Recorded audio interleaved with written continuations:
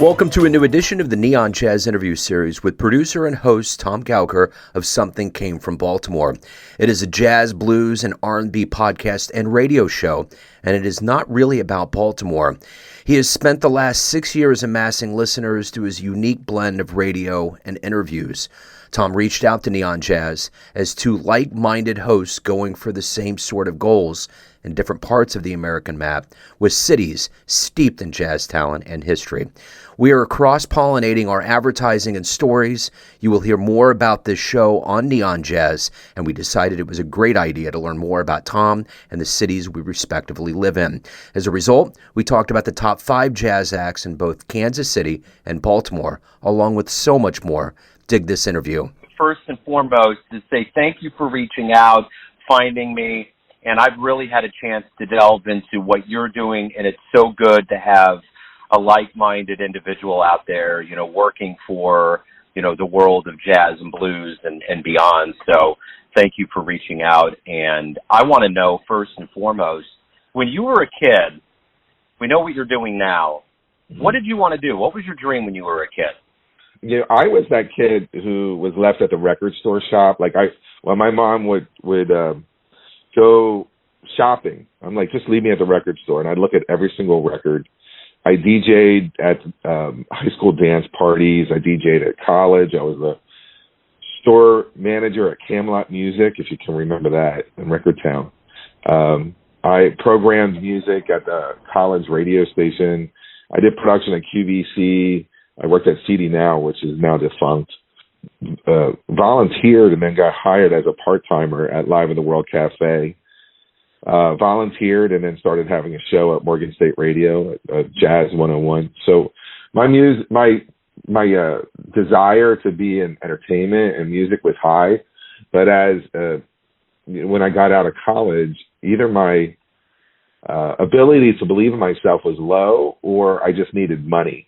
that just changed my trajectory, and now I just realized that this is where I belong. Like, I belong in this creative sphere in some way, and I'm not really going to push it aside.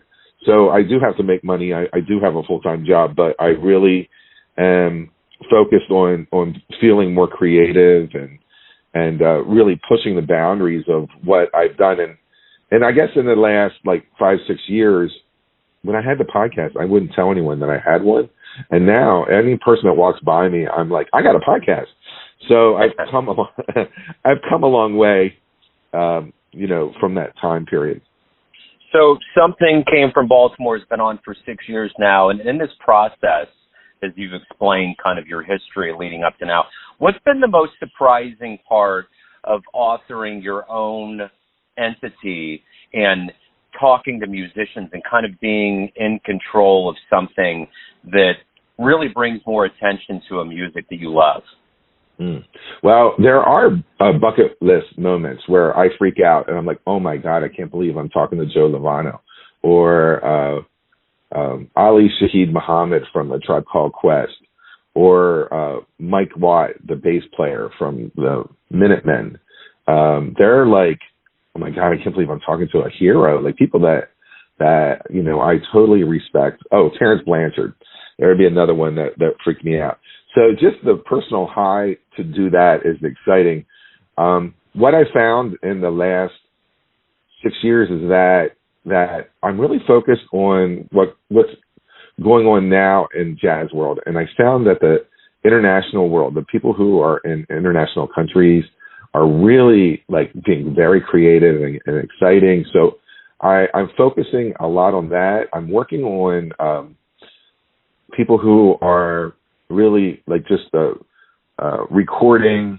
Oh, I can't think of the word.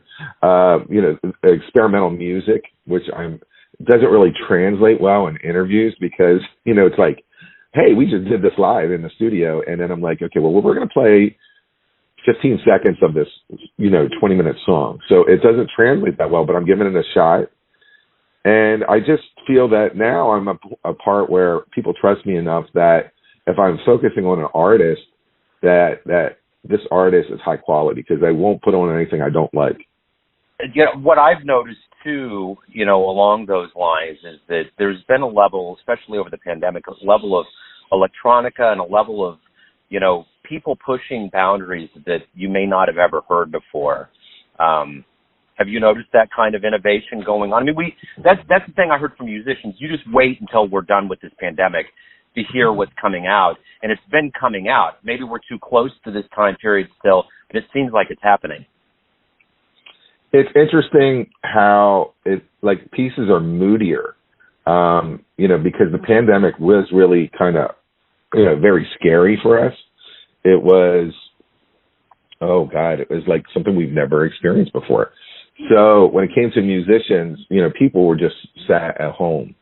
And I'm finding the material that comes out, it's surprising when it's like kind of joyous or uplifting. There are a lot of moodier pieces that are coming out. I think that just kind of reflected the times. What do you hope, if we have a conversation in, let's say, 5 years from now, and, podcasts are taking off. I think people are embracing radio. I think over this pandemic, people realize the power of radio. And this is the thing that's interesting. I'm going to get to this question, but I just kind of want to segue this. I went and saw Bobby Watson do a show rather early in the pandemic in 2020. Maybe it was in that summer around June. And it was at a thing called Plex Pod here in Kansas City. And it was an outdoor thing where people parked. We were separated. Everything was safe. And they were up on stage. And I walked by at one point and I had a Downbeat shirt on. And some guy that looks like he doesn't listen to jazz kind of says, "What is that on your shirt?" And I said, "Oh, it's Downbeat. It's a magazine." And the way he was asking me and the way he looked, I thought he was messing with me. And he was like, "Well, what does that mean, though?" And I was like, "Well, it's just kind of the Jazz Bible. It's like it dispenses reviews and all of these things related to jazz." He was like, "Oh, okay, cool, man."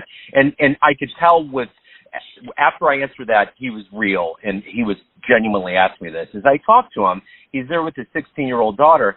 He said that over the pandemic, they got a radio show from Kansas, and they would listen to it at night, and they totally fell in love with jazz. And they heard about this show, and they went, and they are so happy that they did it. So in a long-winded way here, what I'm saying is that I think over this time, people kind of went back to roots, and roots in this country is really what we would consider radio. And I think there's been kind of a rebirth, so to speak. So you have a radio show, you have a podcast, you're dispensing this audio that people are more hungrier than ever for. We talk in 5 years. What are you hoping to see happen with what you're doing? During that time period, it was really gloomy. And what I did was something really interesting where I focused on local artists. So there was a Netflix show called Dark City Beneath a Beat, and it was just it focused on artists of the dance music scene in Baltimore. And TT the artist, I interviewed her. She's the one that produced it. And then I reached out to artists. I'm like, look, we have amazing artists in our backyard, and here's 11 of them. So I interviewed them, and we played their music live so they can kind of get a feeling of like what's going on in the neighborhood and realize that, there's like 5-star entertainment just right down the street. And not to draw this question out a little longer, at a 5-year plan at this point is, please podcast people. I got 60K subscribed, but it normally is about 10K that listen. And, so people subscribe. And what I find is that people a month later, they'll cycle through things. They'll put it on. So my numbers almost double within a month or two. But, I really would like to do this full time. I mean, personally, my passion level is so high that this is my baby at this point, that boy, would I like to just, do this and branch out into different areas in the entertainment business. Maybe this is a natural segue here. At this point, just so everybody understands, we've discovered who we are. We're on board, and you're going to start hearing promos on our shows, our interviews in regards to cross-pollinating and opening up listenership to what we're doing. And there's things that are very similar to what we're doing, of interviewing musicians and exposing this art form more. And in that vein, you're coming from Baltimore, I'm coming from Kansas City. and you had broached and brought the idea of introducing 5 of the top artists from this city, each respective city. So maybe before we do that, we just kind of talk a little bit about the scene in each respective city, and I'll start with you with Baltimore. Well, the scene is completely fractured by the pandemic. The scene is peppered with bullet spray. You know, we're very violent and kind of scary little town right now. So with that, you know, it's hard to get people feel comfortable coming into the city to, you know, who are older and more mature, to park their car in a downtown area that just got, you know, shot up the day before. So we're in a spot right now that is not conducive to art. Baltimore is just in a little bad place, and it trickles down into everything. You know, the clubs are not as crowded, and people still don't have money. You know, the money of the pandemic, we've all blew through that. So everyone is still like the jazz places are not completely full. There are not as many of them that there were. People are really having a tough time getting gigs. With that in mind, we have fantastic artists that are all over the place, but you know, we're not there yet. And I don't know, it's been a while since we've been there, but there was a time that Baltimore was the warehouse of DC and also New York, where New York artists would live in Baltimore because it was cheap and easy to commute around the East Coast. And even that, you know, the rent or the houses got expensive, along with the violence that is going around here, that people kind of bolted out of Baltimore. So that answer is really to be continued. Baltimore has a fantastic music scene, and it's just struggling right now. Just contextually speaking, before we get to the top 5, you know, Kansas City, as you very well know, is one of the original cradles of jazz, and we've gone through growing pains throughout the years. I mean, there's always kind of been that prevailing mentality of, you know, Bird and the early days and the Battle of the Bands. Robert Altman came here and filmed the Mobster movie and kind of threw a little razzle onto it. And of course, that was really good for us because 18 and Vine is the hub. And, you know, Hollywood came in and like redid. I mean, they were movie sets, but they kind of cleaned that area up, so to speak. But there's also the same thing that happens at 18 and Vine. And I don't want to elongate too much on that, but I need to be real. I remember seeing VJ Iyer one night in the winter, and we came out, my wife and I came out of the show, and we heard gunshots down the way, and we were both like, oh shit, and we'd like booked it harder, and it was snowing a little bit, you know. So, but overall, you know, we have that district, we have the Green Lady Lounge, we have other things that are going on, and there is a wonderful crop of cats here. Bobby Watson was in charge of the University of Missouri Kansas City's jazz program, and he stepped down, but while he was here, he fostered such a wonderful crop of musicians that stayed here. And it's brought other cats in, like Adam Larson from New York and other people that are staying here. And the one thing that's hallmark even right now that's happened kind of because of the pandemic that's really cool about Kansas City is there's this thing called Jazz at Noon. There's a recital series that happens at the Johnson County Community College. I mean, Kansas City, as far as like, you know, land mass, we're quite huge as a greater Kansas City area. So there's a local community college and there's great people. I saw Leslie McLean, who is a musician, a pianist. She had a trio with her. She played the other day. Lynn Zimmer's an old-time clarinetist that's been around for a long time. And down on 18 of Vine at the Blue Room, Matt Hopper is a very well-known guitarist that's going to play today. And that's the Jazz at Noon Thursday series, and there's the Jazz at Noon Tuesday series. It's all free, and everybody's welcome. The crowds have been getting much bigger. But the Kansas City remains very vital. And when I explain to people what's going on here, they're like, wow. They either kind of knew about it or they don't. And they're like, wow, that's wonderful. So the scene here and the way the musicians interact, they foster an environment where they support each other and they really want people to do well. And I think that brings people that may leave Kansas City to a bigger place like New York or LA or wherever they go to finally come back and say, man, this is the kind of environment I want to be in. That's what Kansas City is right now in 2022. I thought so. KC has such a great reputation, a historical reputation, that it's weird how there are some amazing pockets throughout the country that is just like a jazz heaven. It's really interesting, and I'm glad that KC, has that. There are pockets throughout the country. I know the East Coast corridor, I was told by many artists, is very fruitful for them, that they have rabid fans. So all the way up to Boston, down to like Richmond, like any artist will hit these as many clubs as possible to hit Philly and to DC and Baltimore area.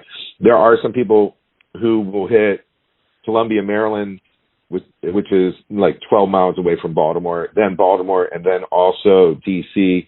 They're all like in 3 days in a row, and they're all just basically 12 miles away. The fan base in this area is crazy, so it's great that I like the idea of what we're doing about like focusing our attention on hot spots throughout the country, and that's kind of what we started out with, this whole concept of like interviewing each other, kind of. Yeah.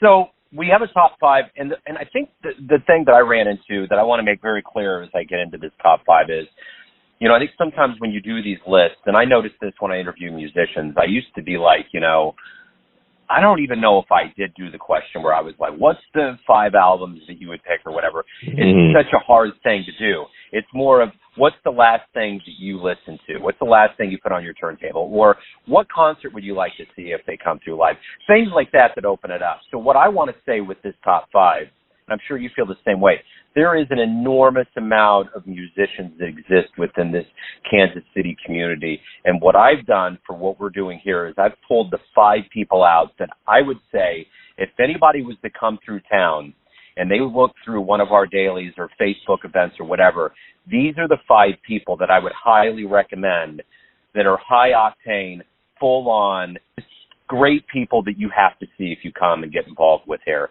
and you have your plate of barbecue. That's kind of where I'm coming from with my list. Oh yeah, it's hard. There's a series that I'm doing that is something similar. Someone asked me who my favorite Miles Davis album was. Like, give me your top 5 Miles Davis albums. And the first thing that came to my head was Decoy, which I know is probably the 30th, hot album of Miles Davis. But that was just my interpretation. That was my first Miles Davis album I ever bought. So everything's subjective. And at this point, there's so many artists that are like, if they listen to this, they're like, you skipped me. And I don't want to get into that point. I just wanted to say these people are probably going to break out nationally, and that you want to be the first person to, say, hey, I was checking them out in Baltimore, and now I see that they have a national presence. So that's kind of where I went with mine. Let's start with you. Let's kind of we'll go top 5. We'll kind of toggle back and forth if that's okay with you. So let's start in Baltimore. We'll come back to Kansas City. We'll kind of crisscross and get some frequent flyer miles as we toggle our way to number 5. Awesome. All right. So before we do that, I just want to caveat just a little thing that we have Go down the street. So we have amazing artists just about, 20 miles away from us. We have national artist presence that live in Baltimore right now, which is Sean Jones, Lafayette Gilchrist, Todd Marcus, who has just put a brand new album out, and Warren Wolf, who is kind of crisscrossing the city. We have legendary people who I believe live here, off and on. Is Dennis Chambers, amazing drummer for P-Funk and Fusion. Chester Thompson, who played drums for Genesis. Michael Formanek, who is all over the place, amazing bass player. Mesa is an awesome vocalist, and Cyrus Chestnut. If I could interview any of those people I just talked about, they'd be bucket list material. We have elders here that kind of like do what he was doing in KC to really corral the people and kind of drive it, which is Chris Funn. He was a teacher in the area. Rufus Roundtree, who played with P-Funk, and amazing drummer named Eric Kennedy, who's basically on any kind of jam that goes on in Baltimore. Then I have friends of the pod who have been really great, like gracious and give their time to me multiple times for interviews, which is Gregory Tompkins, who does sax. He's also a professional teacher, and Seth Keibel, who does klezmer and clarinet. Robert Shahid is a drummer and a DJ at Morgan State. So I wanted to get all them in because I'm like, okay, if they didn't hear their names, I think I'd get shot, shot for real. Baltimore shot. I just quickly want to say Sean Jones has been really in the news here in Kansas City. He's playing with the Kansas City Jazz Orchestra, and it's been a big deal. He's been really hitting the media circuit hard here in town. Yeah, he's awesome. And he's one of the first interviews that I ever had. And we did a really fun show. And that's, if people do listen to my podcast, I'm not a musician. So I just want to make jazz fun and interesting. And I think when people realize when I interview them, they're like, oh, he doesn't know what he's talking about. Let's have fun. You know, it changes the whole premise. It's like, when we're not talking about notes or scales, we're just talking about feelings and thoughts and having a laugh. So well, and I think they respect that, and that's what my aim is, to get to the soul of the musician, because I think sometimes there's a part of them, as much as they want to talk shop, they may want to do that with the musician, but if they really want to get to the essence of things, I think it's a good departure for them to feel as though they can walk into something that's comfortable and say, hey, you know, this is who I am. This is the reason why the notes come out of my horn. Yeah, I love your show. That's why I contacted you. Well, thank you. All right, so we're going to get into, there's this one person that you just interviewed that I interviewed before, and I am having a senior moment. But I wanted to piggyback on him. He's so good. I was listening to it yesterday. Oh, Owen Broder. He came to town with his sax group, and I watched them, and I contacted him, and we talked about his album. But that's about 3 years ago. He's a great interview because he's real thoughtful. You don't have to edit him out. Anything he says. No, you don't. And he gets to the point, and yeah, he's wonderful. And he really, I mean, it was that expose that he just did on Johnny Hodges, and it's interesting because Hodges is so intertwined with Ellington, so it was kind of cool that he singularly pulled him out and kind of, so Owen's a great cat for sure. Yeah, he's just plugging away. He's going to be a force in the industry. Yeah. All right. Absolutely. So let's get into it. So these are the top 5, not the top 5 best. These are people who are probably going to break out within the next 2 to 3 years or so. And then you're like, well, I knew about them first. And that's a good feeling. The first person that I have listed is edit. The first person I have is Clarence Ward III. He's a multi-instrumentalist. He is really just kind of dominating the whole Baltimore scene. He's playing everywhere with a band called That Feel Good, which is like a fusion group. But he's phenomenal. His presence on stage is very electrifying. It's not a show; it's real, but that you are kind of mesmerized. Now, when it comes to Clarence, like I've talked to him a couple times, and I am nervous around him when I see him around. Like I look at him as like a star. Like, oh my God, he's a star.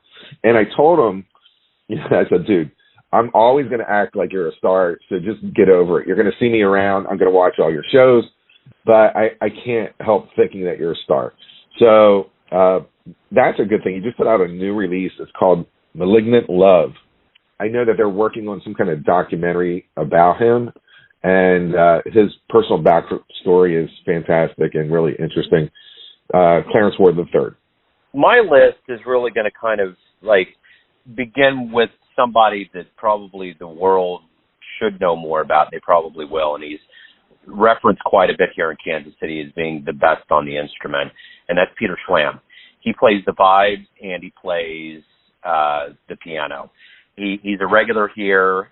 He's kind of a part of a crop of cats that kind of all were here in probably the early 2000s and have really kind of taken off. But he exists in different incarnations of bands.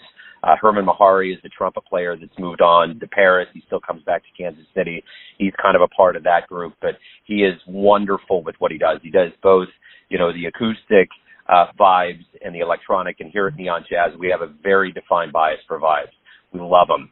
So it's not just because of that, but it's because Peter has really risen up into a way where other musicians get very bespectacled by him. I've always loved what he's done, but I remember one time in particular, Joe Locke came in to the Blue Room, and I remember this show specifically because it was on the day of my son's birthday, whose name is Miles, and it was December 8th, and I could just tell that Joe and the band, they were kind of just, they were very nervous.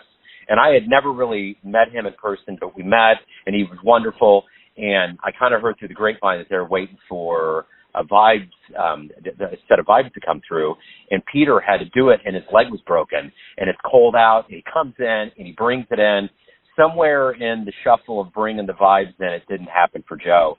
So Peter came in. But that's just kind of the cat he is. He's a blue-collar guy. You don't get this feeling that there's an international glow around him, but there genuinely is. He's a wonderful cat. All right, I'm gonna sample him. I'm not familiar with him. Okay. All right, my number two is just he's a part of the Daisy Age. I think before De La Soul and the Tribe Called Quest, he must have been born that time period. He's a young guy, but the spirit of that communal love and harmony is a part of him. His name is Aaron Hill, and he's a keyboard player. He's front of the band, the Fruition Experience. He's a part of That Feel Good. He has a self-care program that he's working on called 5M.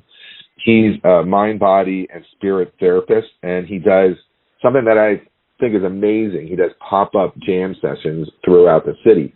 He's done over 100 plus where he just appears on a corner with his group, and they play for like an hour. He's really amazing, and he has outgrowth where he's a musician, but he's also really into, self-care and also like mental health. The single that kind of popped out, the last thing that he did solo, came out on March 14th, 2022, called Contemplation. He can go in any direction. He could be a smooth jazzer if he wanted. He could be a gospel dude. He can do fusion, and he can do ambient, drone, atmospheric. He can do it all. So my number two is Lonnie Mcfadden. Lonnie Mcfadden, he's a part of the McFadden brothers, but Lonnie's really stepped out on his own. He is probably one of the best pure entertainers I've ever seen in person. Around the pandemic, after it happened, he got approached by the Ambassador Hotel, and they said, do you want to set up a club themed after you? And he thought this guy was crazy. We're in the middle of a pandemic. No one knows what's going on. So just as a testament to who he is and how big he is here and just his spirit, which is wonderful, he decided to set it up and called it it's Club Reno, and that harkens back to the early days of Kansas City. And it was in the basement of this hotel. So it's all themed after him. He has a great set of cats around him. He taps, he plays the trumpet, he sings. He's wondrous. My wife actually took me for our anniversary a few years ago. We saw the show firsthand, and it's a full meal, and you get to see him, and it's unbelievable. Now, he'll play at he used to play at like the Green Lady and the Black Dolphin, which is clubs here in town, and he would pack it, and it was unreal. He just has a way of connecting with people, and, I talked to him off stage. Lonnie is a wondrous human being, and he is most definitely somebody that anybody should come see here, because he is transformative in a way that a national act would be like. If you went to see, a Motown act or something like that, there is a dynamic aspect to what he does that genuinely pushes and keeps the lore of Kansas City intact, but he pushes it to a whole other level in this modern era. Wow. Wow. That's exciting. I'm going to, I can't wait. I got to get to KC. Our number three right now, he's touring. There's a group called Cigarettes After Sex, and he's the opening act with another artist. The band is called The Furniture, which is a very atmospheric kind of Cocteau Twinsy kind of jazz. He's a session man. He's been all over the place. He's with Odd Man Out, which doesn't have a recording yet, but it has Michael Formanak also on bass. Turd Marlin.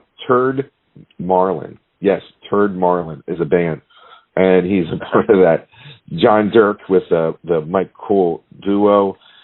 Kraft is where I found him, which was an improvisational quartet, and it was just like amazing. Kraft is spelled just like Kraft cheese, Kraft, and the band was like Dave Ballou, John on trumpet, John Decker on reed, and then Luke Stewart on bass, and we're talking about Mike Cool, and it's not Kool or COOL, it's KUHL, and he's a drummer who can do anything, and he's really pushing the limits as to where he's at and where he's going. The last thing he recorded was from The Furniture, and the album came out last January, and a single that's like doing really well is called Gumdrop, and there's another single that's really doing well called Strum, STROM. So my number 3 is Rod Fleeman, and Rod's an old-time guitarist. I mean, from the day, but he gets on that stage and he goes. He sits in with the Kansas City Jazz Orchestra. He does things in trio quartet formats. He's all over town, and he was the guitarist to go to. I don't know if he is anymore. I don't know where Marilyn May is in her life, but he is the guitarist that has traveled with her more, and Marilyn May is another that's just, one of those singers that is one of the best ever that's from here. She's in New York, and she's kind of like made it with the hipsters, and she is like totally cool and totally kind of avant in that almost Streisand way for the jazz world. And I've seen her live, and man, she's from an era that's just not here anymore. Like if you saw Benny Goodman, you would be like, there's no way I'll see anything like that in my life. And Rod's been backed a lot of people up. He is just one of those guys that when he gets up there and he starts going on that guitar, you're like, wow. I mean, this guy is like, just unlocks this portal within him, and he goes. I mean, he was one of the guys that really kind of, taught an early Pat Metheny before he moved on to where he was going. I mean, he is like the predecessor to jazz guitar in Kansas City, an absolute gem and a must-see if anybody comes to this town. This is a dream of mine to go to KC. Ever since the TV show Sweets, I wanted to go eat there and check out some good music. Yeah. I heard that the show was canceled. There was some kind of drama with the son murdering someone. But other than that, I want to still eat there. Yeah. That'll get in the way, won't it? No, I can still enjoy the food. But yeah, right on. Okay. My number 4 and 5 are a combination because they're a brother and sister duo. They're not really, well, they're a duo because they're from the same lineage. Eben Dorsey is 18 years old. She's a band leader. She plays sax, and she's a composer. She got a free ride at the John Hopkins Peabody. Her brother is 1 year older. It's Ephraim Dorsey. He's 19 years. He plays tenor sax. He's also a composer and a leader. And they have, well, when I worked at Morgan State, like I volunteered at the Fun Drive, and they were like maybe, I swear they were 10 years old. And they were like, oh, you're going to need to know who these kids are. And then years passed, and now they're headlining. I've interviewed them on my show, and, their dream was always to work with Kamasi Washington, and they've done that already. And I reached out to them. I said, if we play a segment, what would you like to hear? And it was them on stage with Kamasi. The song is called Change of the Guard. They're the NYO Jazz, just talking about Sean Jones. He kind of spearheads that in the summer. And Eben Dorsey did a song off the album that came out this year called Art of War or Transitions. Either of them can be played. But they have a lot of pressure because they've been dubbed the future of jazz or the face of jazz, the current face of jazz. They're just little kids. I mean, well, I hate to say it. 18 and 19, I call little kids. And they're finding their way, and I hear them jam a lot on Mondays. They play at our house, which is like a free jam session. and they're growing and developing kind of like right in front of my eyes. It's really kind of cool to see how they come in and just blow people away. Adam Larson came to Kansas City from New York, big time dude, and he has a couple of albums in a series that he's released. With Love from Chicago, with some very esteemed Chicago cats, and then With Love from Kansas City. He is a powerful player, and I think he was a little relieved that he was here in Kansas City during the pandemic, because the economy here is very different from New York, and I think a lot of musicians suffered and went through that. But at any rate, when he plays locally here, it is just an explosive thing. He's one of those guys that pushes the envelope in a very defined way, and he is just a very welcome guy here that I think people are still kind of pinching themselves that he's here and he's doing what he's doing and he continues to evolve. He's a teacher and a musician. And speaking of teacher and musician, the great Bobby Watson just released a brand new album. It's kind of as a homage to Kansas City. I was very relieved to see that in the mail the other day. And the name of that album is Back Home in Kansas City. And, when he retired back in early 2020, I interviewed him, and he was gearing up to retire from UMKC, and he had all of these things that he was going to do, albums and going to New York and all that, because he comes from that Art Blakey fame, and he was with Art, and he was really a national guy with Kansas City roots, but he came back to teach here, stayed here, and he's really cultivated. I would say if we look at Kansas City right now with its vibrancy and relevancy, and not only pushing the envelope but holding on to what we had that the world knows Kansas City has, the number one person that did that, the glue, was Bobby Watson. He is paramount. He is a statue-worthy guy for this town. So the fact that he's back and he's got another album is wonderful. I just recently saw him cap off the Charlie Parker week with a live show at a distillery called Tomstown in downtown Kansas City, and it was wondrous. So, those are my final two that round out the top five. And, that's my story, and I'm sticking to it. Bobby Watson's wife is also a very talent also. Pam, absolutely. Yeah, like she's they're like a Steve Swallow and Carla Blight kind of duo, where they're just constantly creative, being creative. Awesome. So this is exciting. I'm really glad. I'm glad we were able to connect the two cities, give people an idea as to what's going on. Even though I had a gloom and doom, I'm really, I'm just giving an honest approach as to what I've seen in the past and where we're at now.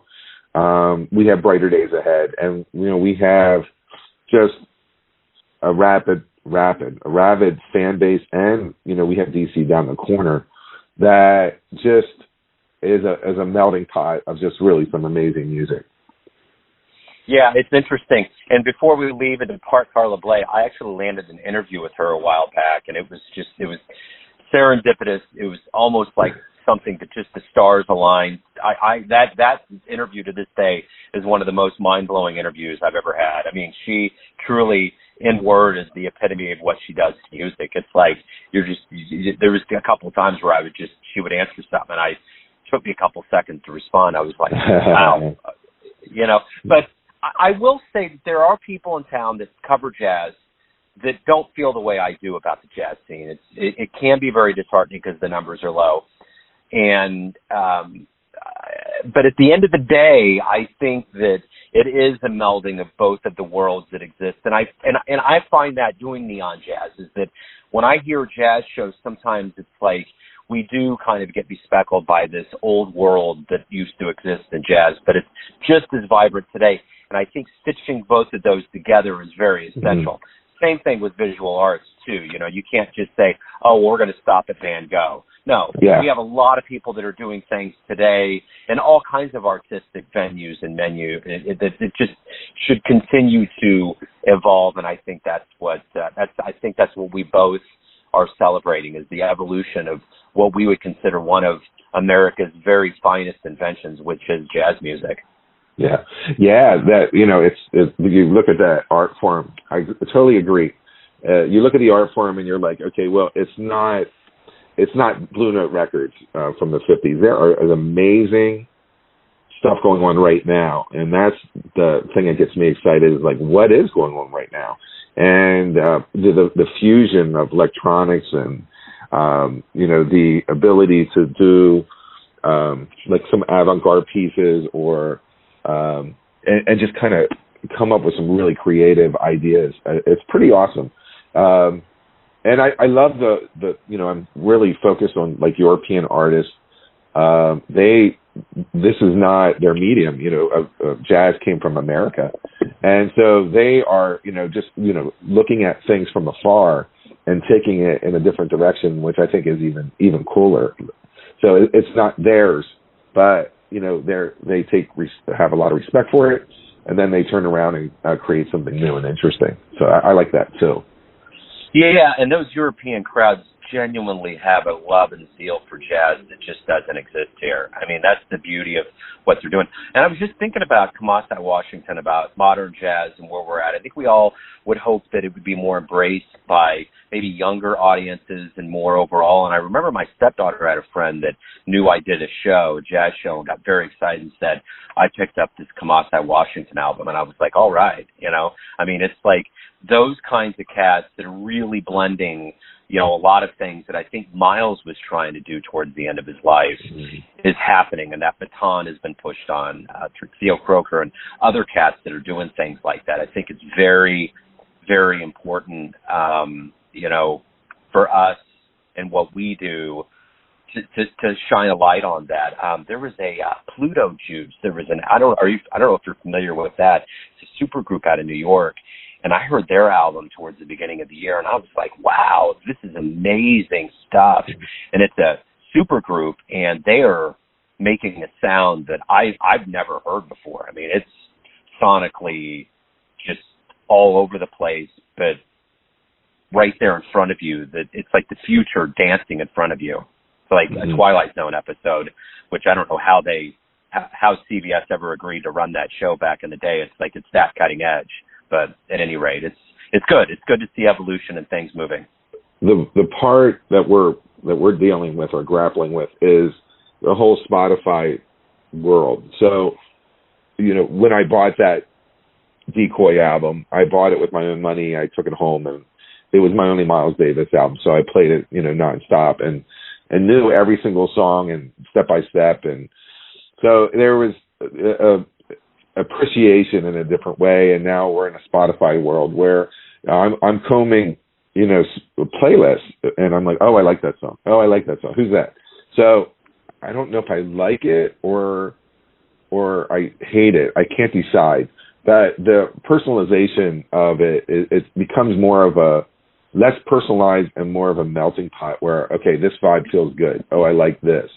And then the who that artist is becomes secondary, as opposed to, wow, this is a Miles album, and let me dig into it. What does Miles have to say? So I believe that jazz is going through that, is that a lot of people who are young guys are way into jazz, and because it feels good or what this is. But if you ask them who the artist, they're like, I don't really know who this is. I just really like what I'm hearing. So Decoy was originally recorded in '84. They have a 2022 remaster. I get picked on Decoy all the time. So. Oh no, I'm so glad you brought it up. I mean, I named my only son after Miles. So I'm just loved. I mean, in a very deeply woven way.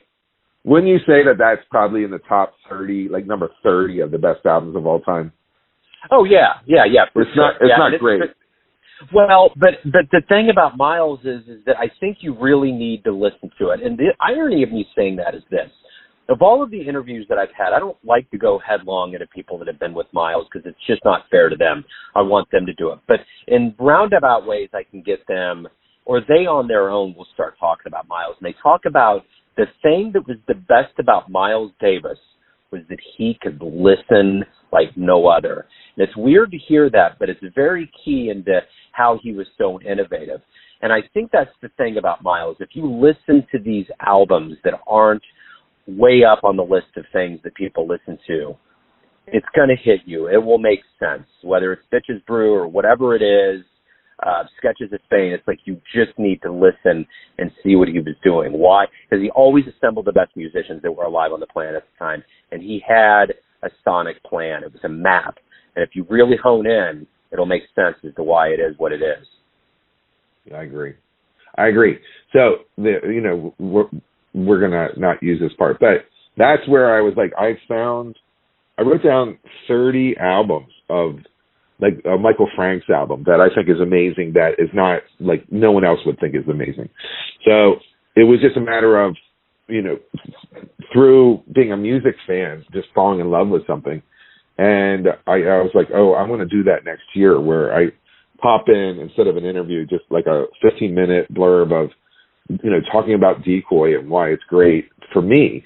And, that's kind of has a lot to do with what people are into right now, that they're finding artists that mean a lot to them. And like, they may love a Joe Lovano song, but they don't really like know who he is. And we'll stay in touch. We'll keep this wheel moving. Yeah, definitely. We got a friend. Cool, man. I got a friend in KC. Absolutely, right, man. Cool, Tom. I'll talk to you later. Thanks for listening and tuning in to another Neon Jazz interview, where we give you a bit of insight into the finest players and minds in Baltimore, Kansas City, and spots all over the world, giving fans all that jazz. Thanks to Tom for reaching out, for his time, music, and cool. If you want to hear more interviews, go to Famous Interviews with Joe Domino on the iTunes Store. Visit neonjazz at youtube.com, and for everything Neon Jazz, go to the neonjazz.blogspot.com. Until next time, enjoy the jazz, my friends.